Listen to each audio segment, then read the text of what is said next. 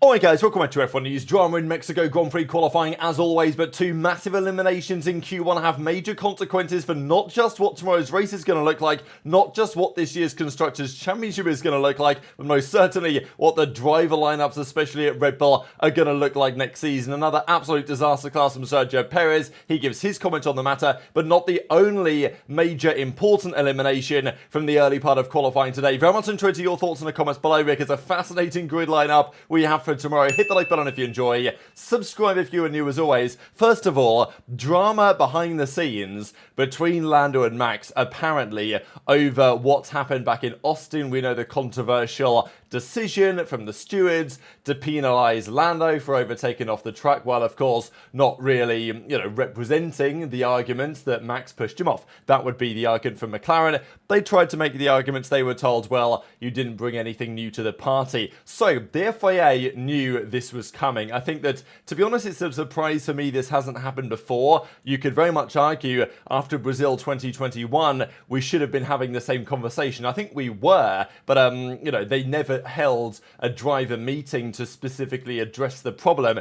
After Austin they have done, and the FIA will apparently revise their racing guidelines. So as I say, you could have argued that this should have been done after or during the 2021 season, but apparently it's going to happen now. What they're going to change, slightly unclear. I think the simple change would be, okay, if you are defending the inside line, you need to make the corner in order to claim that it's still your position. I feel like that's a pretty straightforward alternative. Of course, there's always caveats in place because this was the lap 1, I believe, incident here between Max and Lando you guys see on the screen. And Max also went off the track here to take the position, but that time he was the attacking car, not the defending car, and also there were also the Ferraris of Leclerc and Sainz in play as well. So it's always somewhat subjective, of course, but I think what Max said here is pretty telling on the way that Max has been driving. In the meeting, Verstappen said that if the rule was changed, he would drive to the new meaning of the regulations. It's how the rules are written. I don't make the rules. I just follow the rules as much as I can. I just implement the rules and play with them, basically. And that's fair enough. And, other drivers have had the opinion. They could have done what Max does. But I know that other drivers, this is what was described about the meeting, kind of made the point of, well, other drivers prefer not to drive in Max's defensive way because, they feel like it's against the ethics of racing or like fair racing or whatever. Which is also a fair argument, and I guess I'd be inclined to agree. But equally, I don't blame Max for taking advantage of the opportunities that the rules have created, and Max makes it quite obvious that's what he's been doing. He knows the rules. He knows that if he's ahead at the apex, then the other guy won't be able to overtake him off the track, and if they change the rules, then Max will probably try and find another loophole and way that he can work around it. There's a reason why there have been 13, 14 or so rule changes due to Max Verstappen since he's come into the sport, and it seems like we have another one coming up very shortly indeed. But let's talk about the day on track, because practice seems to suggest that McLaren were untouchable in qualifying conditions. Now, as we saw earlier on today, the Ferraris were looking good in long-run data, and I imagine will be looking good again in long-run data tomorrow. But of course, the big weakness from the Ferrari has been qualifying pace, firing up the tyres over a single lap. And even today, it didn't look great for the Ferraris until Q3, pretty much, which is kind of wild, but we'll describe how that happened in a second. But this was FP3. Piastri was fastest of everyone, a 1:16.4. And just keep an eye on a 1:16.4 because that lap time, had it been executed again later in the day, would have been a very different story. Hamilton was at a 1:17.0 pretty much, and he was saying on the radio, like, wow, half a second back, that was a good lap. Those McLarens are bloody fast, that's what he said. And after a difficult Friday with engine problems and stuff, Max Verstappen did also not have a good FP3 either, really. He was complaining about the grip, the lack of grip in the car, front and rear. He tries to do another lap at the end, but it was only good enough to be roughly half a second off the pace. So FP3 ended as follows, with Piastri from Norris really miles ahead of anybody else. In the slow corners, it does seem like McLaren's upgrade has made a big deal of progress, and they were lightning fast in the slow corners, Piastri and Norris both. But of course, executing that when it came down to qualifying, different story.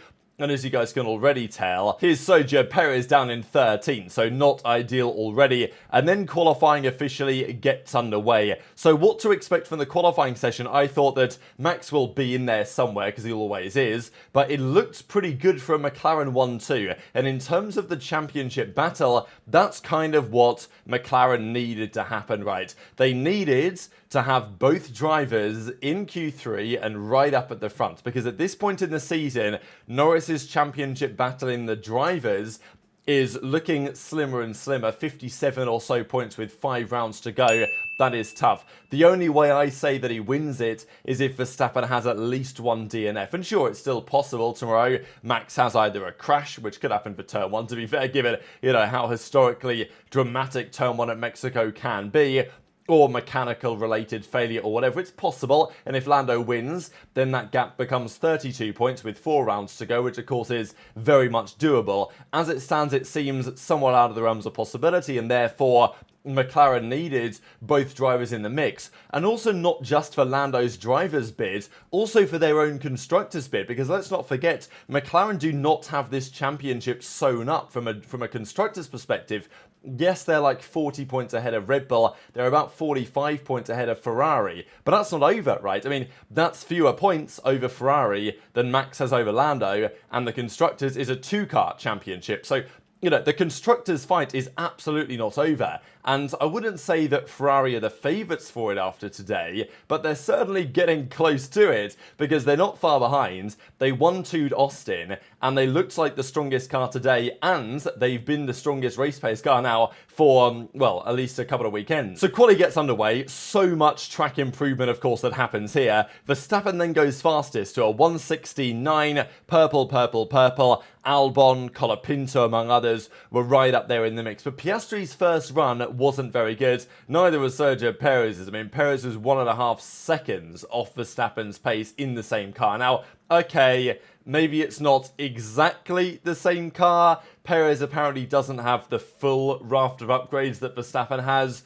But let's be real here for a second, right? The cars are basically the same, and Perez is unable to handle the problems that the car is still experiencing. It's not like the Red Bull is a rocket ship again like the RB19, but Max is able to tame it, and even with a bit of understeer, you watch Max's onboards, he can comfortably handle that car and drive it to great lap times pretty much on command. When you watch Perez, like his onboard driving the car, it just seems like such a handful in his hands. I don't know what it is when I watch Perez drive a Formula 1 car, but he just looks so slow. I don't know if you guys have this feeling as well. Everything's such hard work. Everything's always, yanking at the steering wheel, and often Max is far smoother. And it just seems like, for various reasons, Perez has absolutely lost his way. And I think Perez's decline and full collapse over the last couple of seasons does deserve to be studied, I would say, on some level. And also, I think it's kind of a shame for Checo because, back in the Force India days, back in, the Racing Point days,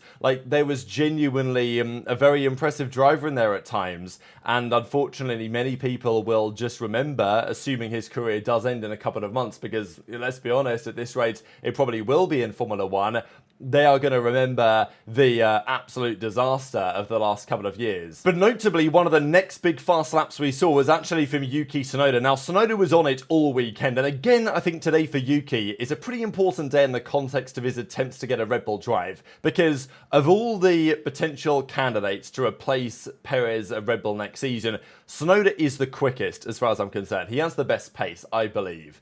But, he still has his problems. We saw it in Austin, and then we saw it again today in an actual pretty critical moment when it came down to trying to get into Q3, which is, of course, achievable, right? Q3 is always achievable when you've got a couple of big names going out in the early part of qualifying. But Yuki was on fire all weekends until when it really mattered in Q2. We'll get to in a second. But then here comes Hülkenberg, right, and the Gazoo Haas.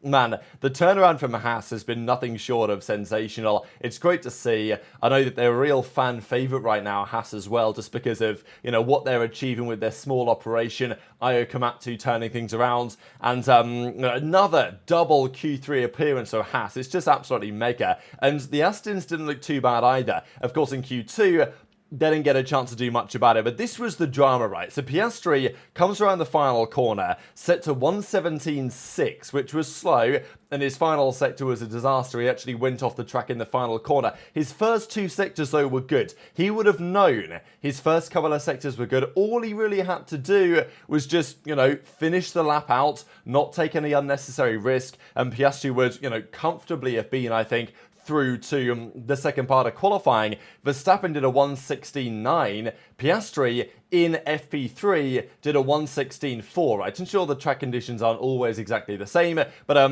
you know what I mean. Piastri had a lap time in him over a second quicker than this. That lap time then got deleted. Then the drama really became Piastri's time was deleted. Norris just went for a 1:16.5 as well. So the track conditions seemed pretty similar to what they were in FP3 because Norris did a 1:16.5 in FP3 pretty much, and he did the same thing again at this point in qualifying. So it was there for Piastri too.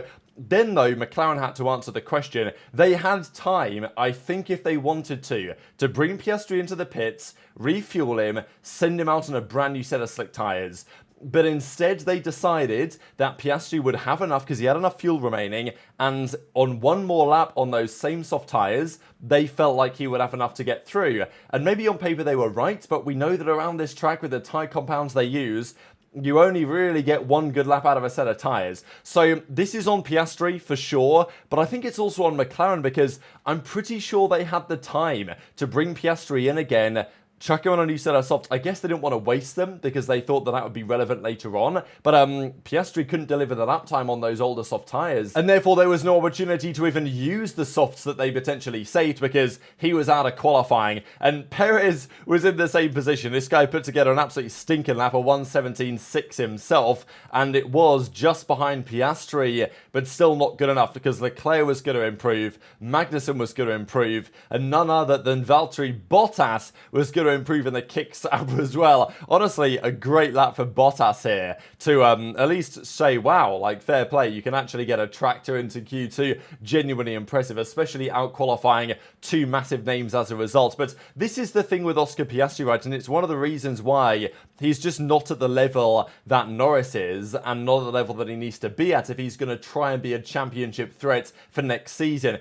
His racecraft and his mentality is no doubt right up there. And his pace is good as well in race trim. Not quite as good as Lando's, but pretty good. It's just consistency in qualifying, right? And Piastri mentioned this himself a few weeks ago. He was like, yeah, I'm as quick as Lando when I put the lap together, but he just does it way more consistently than I can. And it affected him here. I mean, how do you go from fastest in FP3 to then messing up your important lap in Q1 and then on the second opportunity not being able to capitalize? So it's a big deal for McLaren, right? Because sure, Piastri can probably make some decent progress on there tomorrow. He's probably going to score a decent amount of points. But certainly where Ferrari stands, if what we saw in Austin replicates here in Mexico, Ferrari might just have comfortably the fastest race car tomorrow. That's absolutely a possibility. And if that's true, like this could be a serious points delta Ferrari are starting to bring down on the constructors. And having Piastri back there doesn't help. And especially when your teammates fighting for the championship, Max has no help. We know that. But Lando needs it if they want to, help. But it's funny, on the weekends where Piastri's help has been required, he's not there to help. And on the weekends where, Piastri... And on the weekends where Norris doesn't necessarily need the help, those are the weekends where Piastri, is making an overtake on him or, affecting his race on some level. So it's not been great this season, really, for McLaren. And it was Colapinto, Piastri, Ocon, Zhou, but also Sergio Perez, right? And this, I think, is the key story, really, that Sergio Perez gone again from Q1. This year, Q1 eliminations, Perez 5, Tsunoda 4. I think even Lance Stroll might be on, 4 as well. It's actually tragic. So, look, Yuki, at this point, was, wow, oh my god, Yuki's got to get the Red Bull drive, right? He just out-qualified Perez again. He's looking good. The whole weekend, Tsunoda was, couple of tenths quicker than Lawson, pretty much. And check out his response, obviously. He said that he suffered with the braking, and they, even if they wanted to change some parts on the car, they wouldn't have enough to do it. The team's going to analyze what they can do. So, I do feel bad for Checo. Certainly this home Grand Prix, it's such a difficult time for him, but equally he shouldn't have been in the car this season, arguably, and he shouldn't have been through the car halfway through the season. And at the end of the day, Formula 1 is meant to be a meritocracy, so, you know, and Logan Sargent, I thought they should have got rid of him for a while, and clearly that was the right decision. And I felt the same way for Sergio Perez for a while, so it's like, you know, you can feel sad for the drivers, but at the same time they get paid millions of dollars to drive these cars fast, and if they don't, then it's not my fault if they get fired. That's how it is as far as I'm concerned. But I enjoyed your thoughts in the comments. And yeah, Perez is a very difficult one, couldn't get on top of it. I just couldn't stop the car. Too much energy through the tyres and the braking, very similar to the rest of the weekends. I can't stop the car, similar to Austin, so I can't attack the corners. So, you know, I'm fascinated to know what Verstappen would say about this. But, yeah, I don't know if I fully buy it. I mean, look at the poor guy's face. I do feel kind of sad for him. I mean, Home Grand Prix, it's, he probably knows this is his last one, right? And he's not exactly going to cap it off with a win, is he? Let's be real. But maybe, I don't know, Perez a couple of weeks ago on Twitter was saying I ain't leaving, but Red Bull might well and should well probably have other ideas. So Q2 gets underway, Verstappen puts in a 1:16.6, the Ferrari of Sainz was 4/10 or so back, Albon was there, the Hasses were there, Bottas put in a decent time here as well. Norris though then put in the fastest lap so far, 1:16.3. The McLaren was looking really good, that was the fastest lap of the weekend of course at this point. The Mercedes again were just like nowhere. The car is just like, it's just really bad, honestly. I don't know what Mercedes had done to this car to make it so much worse. It seems like a nightmare to handle, no downforce. And again, they just struggle massively through the final part of the lap in the slower corners, struggling with understeer, struggling with oversteer. It's, yeah, Hamilton can't wait, I'm sure, to get out of that car and get into next year's Ferrari at this rate. But the crucial moment happened here with Yuki Tsunoda on a very good lap himself. He had a great second sector, was maybe in a position here to put in a serious lap time to do some damage and get into Q3, loses it. He was basically too aggressive on the curb on the entry, carried a bit too much speed in, locked up the front left, and eventually it actually turned into a spin because he kind of tried to save it and was off into the barriers. That screwed his lap, and it screwed a good lap behind him of Liam Lawson, his teammate. So a fascinating day for Lawson as well, because after Tsunoda was so quick all weekends, but then crashes here, Lawson didn't, despite being slower than Yuki pretty much all weekends.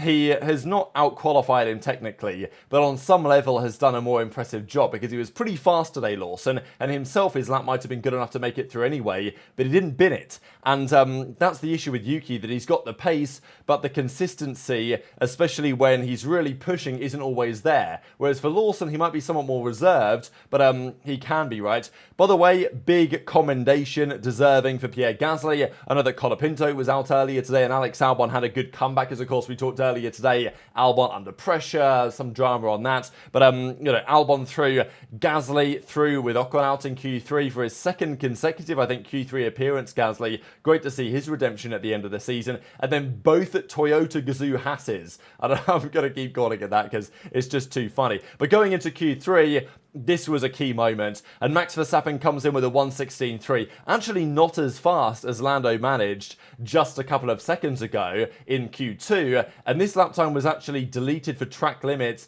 at turn 2 and turn 3, as we can see here. So it's quite controversial, this, actually, because the point is, do you have all four wheels outside of the white line? So imagine when you take this curb, your front two wheels can be outside of the line, as in you cross this line here, but yet your rear wheels can still be in. And by the time your front wheels come back on, then your rear wheels haven't necessarily also crossed the line yet, if you see what I'm saying. So it's possible that at some point, all of your wheels can be off the track, but because you're kind of cutting a very fine corner, it's possible that at every single moment, you actually have one car, one wheel within the line. And the drivers know this, so they try and take it pretty fine. And here Verstappen was seemingly just over the limit, gets his lap time deleted, so of course big pressure on him. But the Ferraris really all day, and we've known this for the whole season, have just not been that good on the soft rubber. Great on the mediums, great in race trim, putting together a quali lap, getting the energy into the tyres as appropriate. Even in Austin, where they were rapid in the race, they couldn't get it to work in qualifying.